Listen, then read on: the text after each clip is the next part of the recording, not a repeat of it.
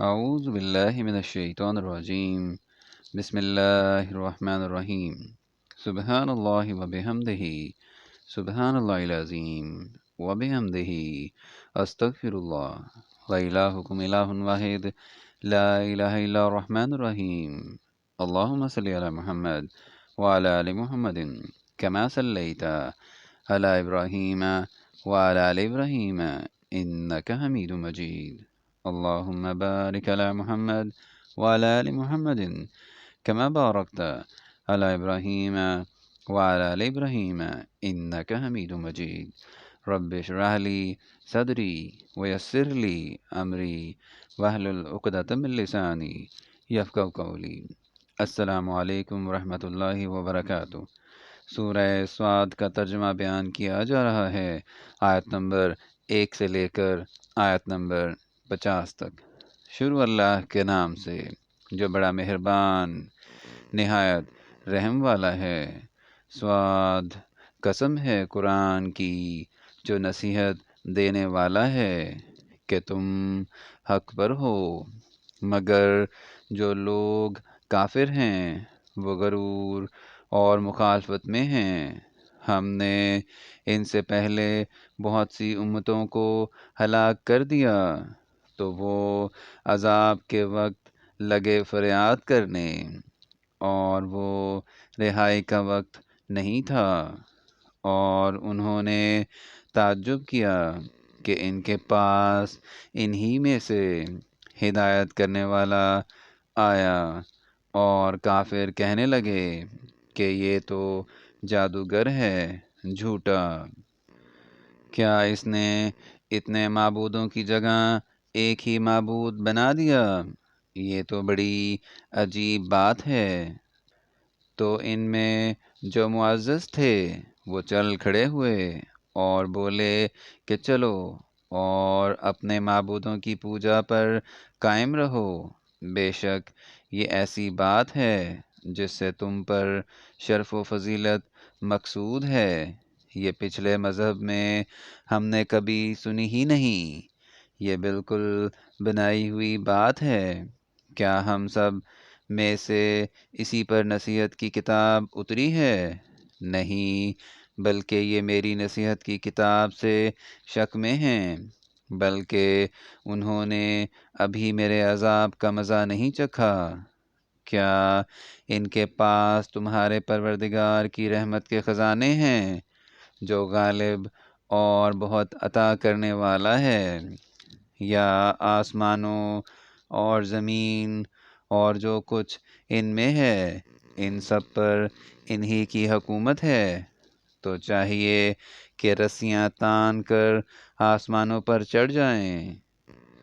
یہاں شکست کھائے ہوئے گروہوں میں سے یہ بھی ایک لشکر ہے۔ ان سے پہلے نوح کی قوم اور عاد اور میخوں والا فرعون اور اس کی قوم کے لوگ بھی جھٹلا چکے ہیں، اور سمود اور لوط کی قوم اور بن کے رہنے والے بھی، یہی وہ گروہ ہیں۔ ان سب نے پیغمبروں کو جھٹلایا تو میرا عذاب ان پر آ واقع ہوا، اور یہ لوگ تو صرف ایک زور کی آواز کا جس میں شروع ہوئے پیچھے کچھ وقفہ نہیں ہوگا انتظار کرتے ہیں، اور کہتے ہیں کہ اے ہمارے پروردگار، ہم کو ہمارا حصہ حساب کے دن سے پہلے ہی دے دے۔ اے پیغمبر صلی اللہ علیہ وآلہ وسلم، یہ جو کچھ کہتے ہیں اس پر صبر کرو، اور ہمارے بندے داؤد کو یاد کرو جو صاحب قوت تھے، اور بے شک وہ رجوع کرنے والے تھے۔ ہم نے پہاڑوں کو ان کے زیر فرمان کر دیا تھا کہ صبح شام ان کے ساتھ اللہ پاک کا ذکر کرتے تھے، اور پرندوں کو بھی کہ جمع رہتے تھے، سب ان کے فرما بردار تھے، اور ہم نے ان کی بادشاہی کو مستحکم کیا، اور ان کو حکمت عطا فرمائی، اور خصومت کی بات کا فیصلہ سکھایا۔ بھلا تمہارے پاس ان جھگڑنے والوں کی بھی خبر آئی ہے جب وہ دیوار پھاند کر اندر داخل ہوئے؟ جس وقت وہ داؤد کے پاس آئے تو وہ ان سے گھبرا گئے۔ انہوں نے کہا کہ خوف نہ کیجیے، ہم دونوں کا ایک مقدمہ ہے کہ ہم میں سے ایک نے دوسرے پر زیادتی کی ہے، تو آپ ہم میں انصاف سے فیصلہ کر دیجیے اور بے انصافی نہ کیجیے گا اور ہم کو سیدھا رستہ دکھا دیجیے۔ کیفیت یہ ہے کہ یہ میرا بھائی ہے، اس کے ہاں 99 دمبیاں ہیں اور میرے پاس ایک دمبی ہے۔ یہ کہتا ہے کہ یہ بھی میرے حوالے کر دے اور گفتگو میں مجھ پر زبردستی کرتا ہے۔ انہوں نے کہا کہ یہ جو تیری دمبی مانگتا ہے کہ اپنی دمبیوں میں ملا لے، بے شک تم پر ظلم کرتا ہے، اور اکثر شریک ایک دوسرے پر زیادتی ہی کیا کرتے ہیں۔ ہاں، جو ایمان لائے اور عمل نیک کرتے رہے، اور ایسے لوگ بہت کم ہیں۔ اور داؤد نے خیال کیا کہ اس واقعے سے ہم نے ان کو آزمایا ہے، تو انہوں نے اپنے پروردگار سے مغفرت مانگی اور جھک کر گر پڑے اور اللہ کی طرف رجوع کیا، تو ہم نے ان کو بخش دیا، اور بے شک ان کے لیے ہمارے ہاں قرب اور عمدہ مقام ہے۔ اے داؤد، ہم نے تم کو زمین میں بادشاہ بنایا ہے، تو لوگوں میں انصاف کے فیصلے کیا کرو اور خواہش کی پیروی نہ کرنا کہ وہ تمہیں اللہ کے رستے سے بھٹکا دے گی۔ جو لوگ اللہ کے رستے سے بھٹکتے ہیں، ان کے لیے عذاب سخت تیار ہے کہ انہوں نے حساب کے دن کو بھلا دیا۔ اور ہم نے آسمان اور زمین کو اور جو کائنات ان میں ہے، اس کو خالی از مصلحت نہیں پیدا کیا۔ یہ ان کا گمان ہے جو کافر ہیں، سو کافروں کے لیے دوزخ کا عذاب ہے۔ جو لوگ ایمان لائے اور عمل نیک کرتے رہے، کیا ان کو ہم ان کی طرح کر دیں گے جو ملک میں فساد کرتے ہیں، یا پرہیزگاروں کو بدکاروں کی طرح کر دیں گے؟ یہ کتاب جو ہم نے تم پر نازل کی ہے بابرکت ہے، تاکہ لوگ اس کی آیتوں میں غور کریں اور تاکہ اہل عقل نصیحت پکڑیں۔ اور ہم نے داؤد کو سلیمان عطا کیے، بہت خوب بندے تھے، اور وہ اللہ کی طرف رجوع کرنے والے تھے۔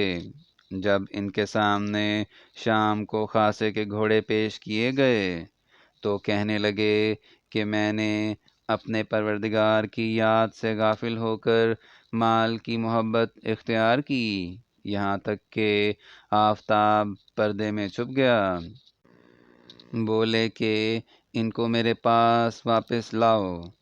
پھر ان کی ٹانگوں اور گردنوں پر ہاتھ پھیرنے لگے، اور ہم نے سلیمان کی آزمائش کی اور ان کے تخت پر ایک دھڑ ڈال دیا۔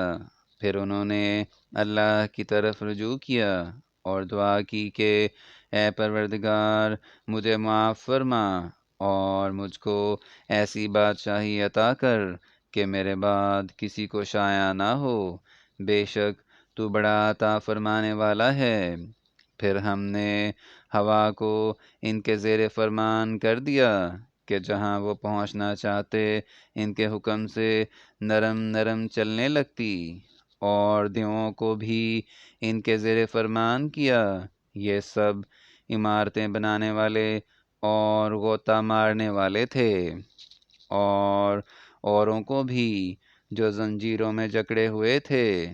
ہم نے کہا یہ ہماری بخشش ہے، چاہو تو احسان کر دیا، چاہو تو رکھ چھوڑو، تم سے کچھ حساب نہیں ہے۔ اور بے شک ان کے لیے ہمارے ہاں قرب اور عمدہ مقام ہے۔ اور ہمارے بندے ایوب علیہ السلام کو یاد کرو، جب انہوں نے اپنے رب کو پکارا کہ بارہا الہی، شیطان نے مجھ کو ایذا اور تکلیف دے رکھی ہے۔ ہم نے کہا کہ زمین پر لات مارو، دیکھو یہ چشمہ نکل آیا، نہانے کو ٹھنڈا اور پینے کو شیریں۔ اور ہم نے ان کو اہل و عیال اور ان کے ساتھ ان کے برابر اور بخشے۔ یہ ہماری طرف سے رحمت اور عقل والوں کے لیے نصیحت تھی۔ اور اپنے ہاتھ میں جھاڑو لو اور اس سے مارو اور قسم نہ توڑو، بے شک ہم نے ان کو ثابت قدم پایا۔ بہت خوب بندے تھے، بے شک وہ رجوع کرنے والے تھے۔ اور ہمارے بندوں ابراہیم علیہ السلام اور اسحاق علیہ السلام اور یعقوب علیہ السلام کو یاد کرو، جو قوت والے اور صاحب نظر تھے۔